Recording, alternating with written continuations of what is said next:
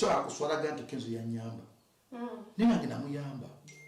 otegera nze siswala kwogera naye ate yaswala kwogera bye naye muyambyeko nenzija nengamba when I used to promote your evil and fake artists, how much did you pay me? Mbuza bafani baba mvuma. Stop bringing your energy, negative vibes on my page. It is a free world. It is a free world. And your artist song can't fit in my countdown. Years back, I used to promote his music. Did you force me? Stop forcing fake songs on people and abusing won't change my stance. Since the example, ensalo yange okuimirawo kwange ng'omuntu. Nezija nengamba, where there is life, death is inevitable. You killed a lot of people to become successful, but you are not immortal. When we say evil artist. Omuntu ali evil ye muntu asobola okukwata omwana omuto n'amuteeka mu ntalo z'abantu abakulu. That is evil. Tosobola kunforcinga kwagala kyoyagala. Embwa yange gye bayita Salvador tena wulu yakutegeera nze agitegeerera naye tuka ekiseera negaana embwa yange gye bayita Gudo tena wulu yakutegeera naye tuka ekiseera neganenze ndi muntu nina wulu y'okutegeera. Tosobola kuntegeera, tosobola kunforcinga kulowooza nga olowooza. Ekyo bannayuganda balina okimanya. Embwemba nga bino byonna Kenzo tabimanyi. Mpaayo obulamu bwange Katonda obutwala. Bwabanga Kenzo siyabiri mu mabega bino. Mpaayo obulamu bwange Katonda obutwala. Bwemba Katonda byenjogera nga nze twakukoozaayo ebintu byonna olutalo lugenda amaaso between nze Big Talent ne Kenzo. Omwana wange afe. Ne ngamba you killed a lot of people to become successful, but you are not immortal. You killed and gonna dengamba. What gonna dengamba? I keep on posting a lot of things on my Facebook.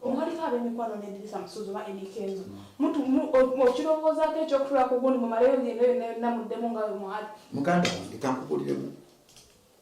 Kenzo y'omulaba nze muto wange Katonda yannyamba si kweraga neyansanga nina erinnya emyaka 2 emabega yansanga nga nina erinnya nemufula kyali wange nemuteeka ku bayimbi bensinga okwagala sina bayimbi bangi nnyo bensinga okwagala besobola kuyiwa omubiri mbadde ndiwa omuntu angoberera emyaka 2 emaze ku radio amanyi obulumi bwembitamu mbadde muyirawo omubiri okuva boogera bingi nnyo ne tubaleka ensonga tubasonyiwa olw'obutamanya ne nabbi Isaaya kyogerako nti mubaleka abo kuba tebamanyi wadde abamungi ebikolwa simolo kakana baluzinze sonyi bazifuula obusungu luli balumu baleeta obubundu sibalaba bakata bakatya. A'udhu billahi minash shaitani rajim. Bismillahir rahmanir rahim. Assalamu alaikum wa rahmatullahi wa barakatuhu. Nze Haji Kaboggoza omusomi w'edduwa ntereza ensonga z'amaka ebyenfuna n'endwadde ezitategeerekeka. Haji Kaboggoza omusomi w'edduwa nsiŋŋaanibwa Ekitigoma ku lw'Ejjinja. Bw'obanga otuuse Ekitigoma mu ttawuni ku stage osobola okuba ku nnamba z'essimu ezo z'olaba zitambula. Gwe wenna ali ewala oyinza okuyita ku mukutu gwaffe ogwa WhatsApp ku layini eyo eya MTN obudde bwonna mbeerako. Ku Megatron kuli tugamba nti nobeera ngu subscribinga, likinga, atoberenga o sharinga. Muzada Megatron is my name. Digne ganja fadi kwa mulira agesigika era mawule gatambula manji in and around the world. Ayo Djjacob Omutujju ayina olutalo ne Eddy Kenzo watukidde okulayira nti mwana we okufa. Olutalo luno Eddy Kenzo alumanyi olw'abaana ba Big Talent abamuvuma nga tetunagenda maaso kubera nti tukwa information mungi gwe tulina olunaku olwaleero ku nsonga za Djjacob Omutujju ane Kenzo lwaki batuuse wano Eddy Kenzo agamba ki tunabeera nga tubikuwa right about now amachagunaku luno olwaleero era kaseera kano njagala still ayaka ku mukutu gwa Megatron tobateddeyo ndatolo olwabadde mu parliament ng'engomye envuga omukulu namboza akutte ekide balometi yabaddeyo ejjeekiro nambozi awadde Wulira omukulu bwe yakuwa ekide gwe genda okuba ekide nambozi alayika yaliko gundi babayita batya abakuba batayimo kipa mu ssomero yabadde ejjo obadde beyekola obyomanyi fujjo liri mu parliament ye Kampala Uganda solo sibaddeyo that guy kakoza ku station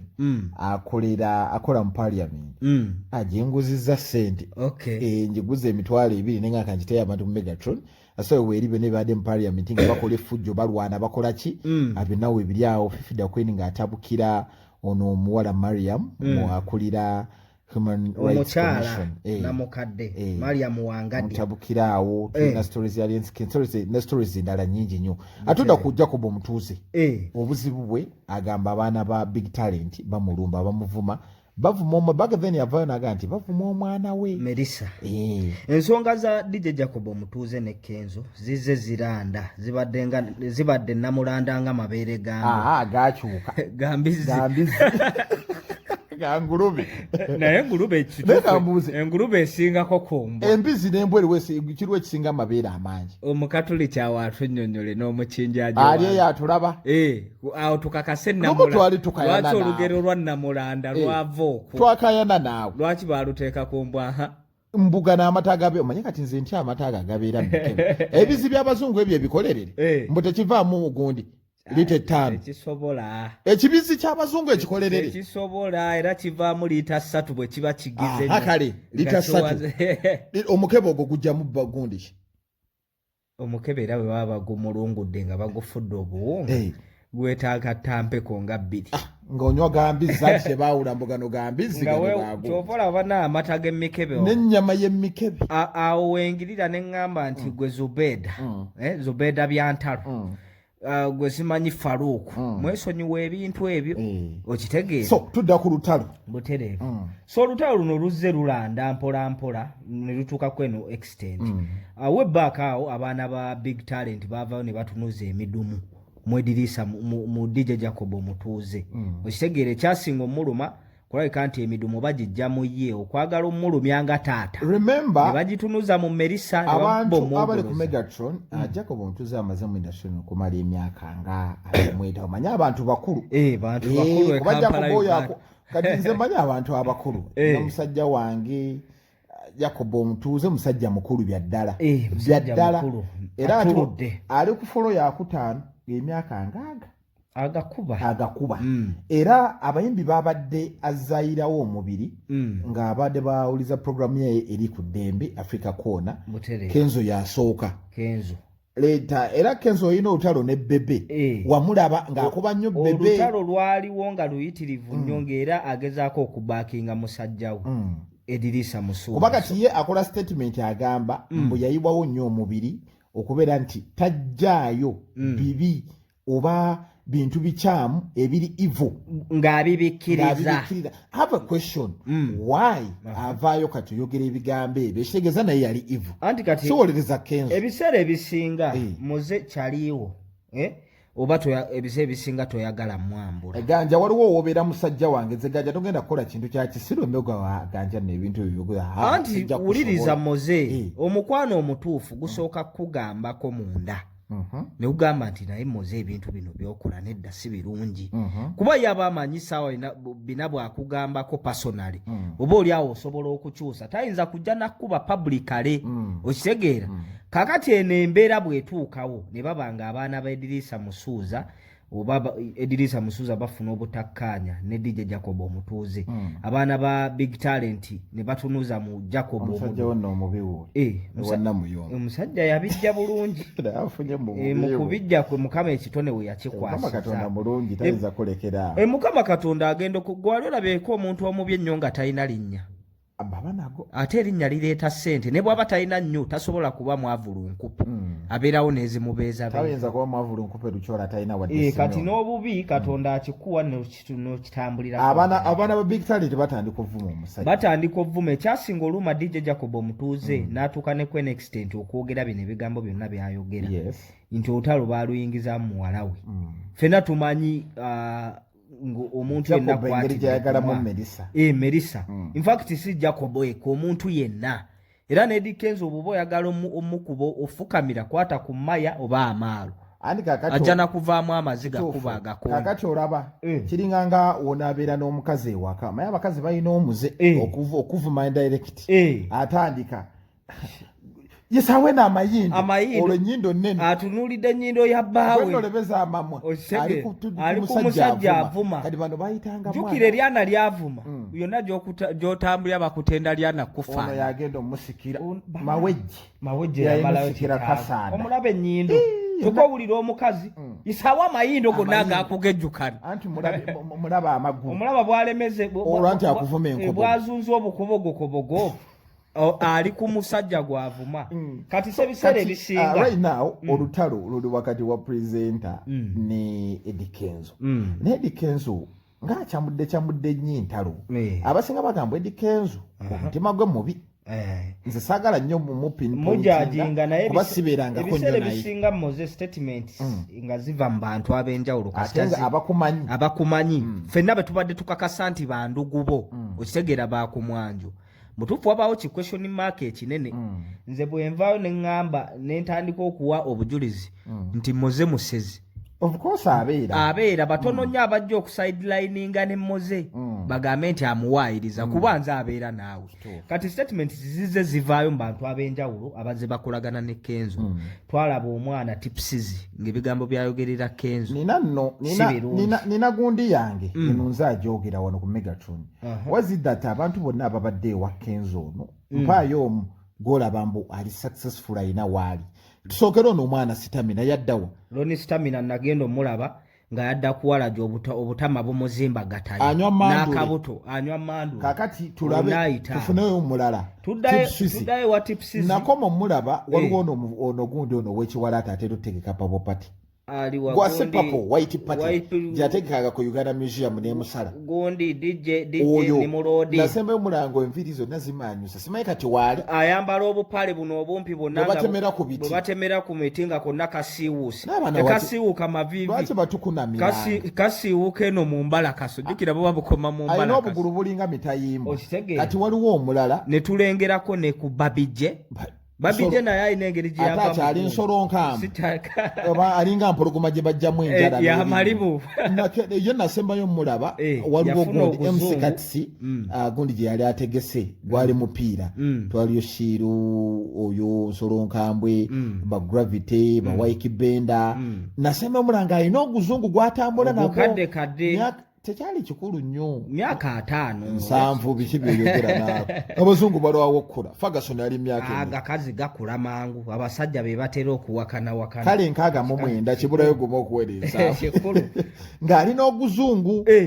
oyo yagwa oyo n'agwa n'ayitaawo kati nziramu okulaba ono New York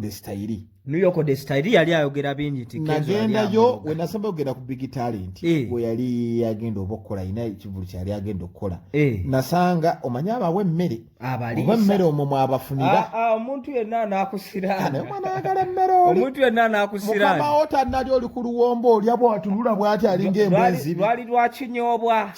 mwali munennyama nzijukira nange nzijukira ye kyemmanyi ku musuuzi abantu abaliisa emmere naye mbutagaba ssente abantu bali emmere naye tagaba ssente so recently wano omuntu avuddeyo ng'atenda Kenzo omutima omuzibu kyokka ng'ate tubadde tulabanga gubayisa mu kabu yeggulu n'edio fish abo abantu babadde aba Kenzo fikfabeka n'eggulu n'edio nga tebatenda ABM ene records eri emuyenga eyagundi ey'ono omwana wa Kawalaata aliwa Kuseim manager wa Pia Pounds back then we yali ategese pate ngagulawo ki ngagula ABM records Eddy Kenzo n'omukulu ani n'omukulu gundi baalinga bonna mu kisenge kyekimu era ng'akira n'amutolokolaga wamiza amalusu watemeza era abantu basaza mu kabo bigambo byayogerwawo omukulu mbu ebisiike biyinza okuba butambo embu okitegeera naye tulaba luno olutwalo olwaliwo nga gulunedde ebigambo byayogerera Kenzo bikaawo okukira omususu so Kenzo yazza yeeyisa bw'atyo n'abantu beyagezaako okulayika nti apraisinga abamuyambako ennyo oba agwali omugongo mu music industry bano abaana b'emagere abeekamooki okitegeera saawa zino tewali nkolagana era ne bw'obuuza Mickey Wine nti Kenzo bagaawa muyirawo omubiri ne Firebase akayimba kammwe mwana yali wa Firebase kiki ekyatuukawo naye era enkolagana takyalina Kenzo omutima gwe gulinga gw'ono omwana ono omusajjawo kazibwe mujendoza bamugamba omala okuyingira awantu wali wejja nnyo ku bantu bewalinga nabo teweteekera abantu kazibwe yesijjamu nenya nnyo alabika ye ng'omuntu mutiitiizi okitegeera wa realistically tulaba ebintu ebyatuuka kwabo abasajja bonna ekigambibwa nti baalya alanise wanyana mozi gundi segirinya Muhammadi ne kazibwe Bashiri mbu bali we baalya ne basigala n'emputu yaabwe ne basigala nga bagondera amateeka g'eri ekamooca ate eno nga balabisa wakati mu kulya akasente k'abasajja akayitirivu ennaku zino mulimu eyagondera ddala alenga lyenvu kiri mulaba ng'ayogera awuuna buunya alinga mpuuna mawo gondi sewanyana oli yatya munnange abasajja ate ebbanga lye baamalayo tegyakoona emyaka 2 alikiddira okitegeera kati ye kazibwe Bashiri yagondera amateeka g'abasajja oba oli awo ebyatuuka ku bano wali obimwagaliza bimutuukeko waliwo omusajja olw'omuweera dawuti n'ogamba owaayi bwe kiba nga kyekyali kimutaasa Kenzo abantu banaatandika oba naayongera okuvaayo oba ne gundi zennyini eza gundi ezaani mbu bino ebyali biwongesebwa danize ku mapeesa babikutaddeko wali olwanantalo za gundi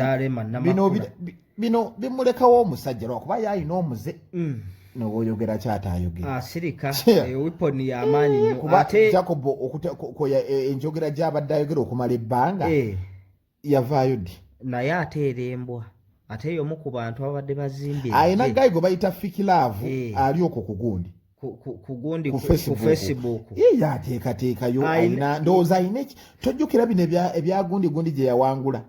mbu yateeka abaana mu kisenge nga balonda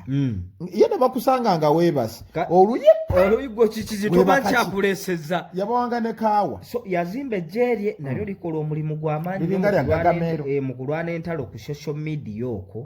so naye ng'ebigambo bino gye bikoma okulayika nti biyitirira naddala nga biri negative Djjacob n'olutala n'amala Djjacob ayinza obutamalaako ate n'abaprezidenti obalaba nze nina gayi wange mwesi basiba ku bayimbi abo nze sirina mukwano na bayimbi bwe mmala okukola interview sirina kyenkwe kiba kiwedde genda wolya sente zo abayimbi balina omuze nze nina omuyimbi eyammanyiira nayina kyano ye omujjukira kaakati nkutte kyano ye muyambe kyokka n'obustinga yakera ku makya naŋŋamba nankubira Mega tonna kizudde oyagala kubba chano yange. Tonna kizudde oyagala kubba chano yange era nakuguddemu nnyo. Abayimbi kati leka nkubuli.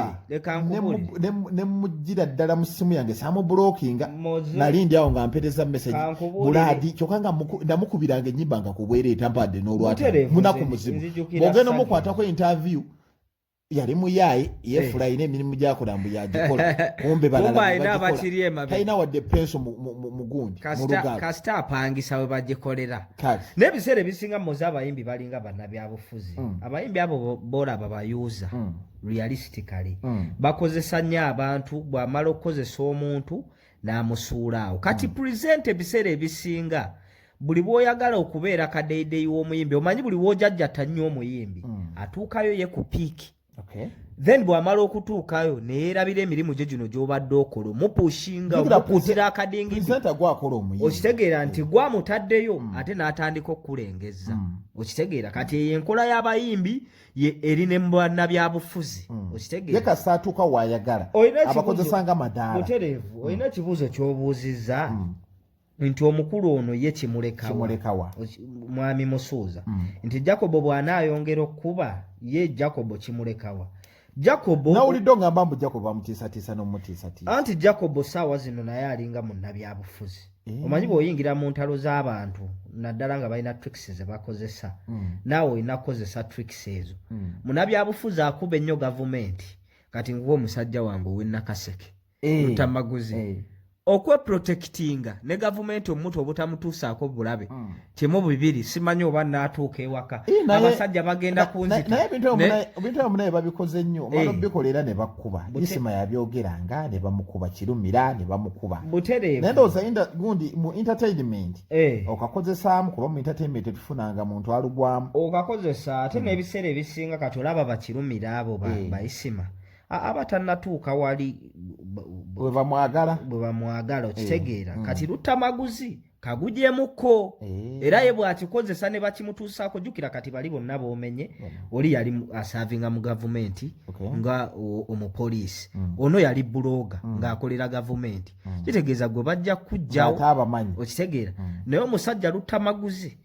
akoledde ebbanga mu UN okujja mu byobufuzi saawa bina aba mu summits na conferences za byabufuzi ate statement ezo bwazikozesa mutuufu ne gavumenti etyamu kati n'omuyimbi oba na bino ebintu bya entertainment Djjacob omutuuze bw'ava mutuufu ng'alina kye yeekengera n'akikozesa ffe babulogo oba bannamawulire bonna abali mu entertainment bajja kiwa omulaka kale kigeze kituukewo nga kituuse ku Djjacob automatically abamusuuza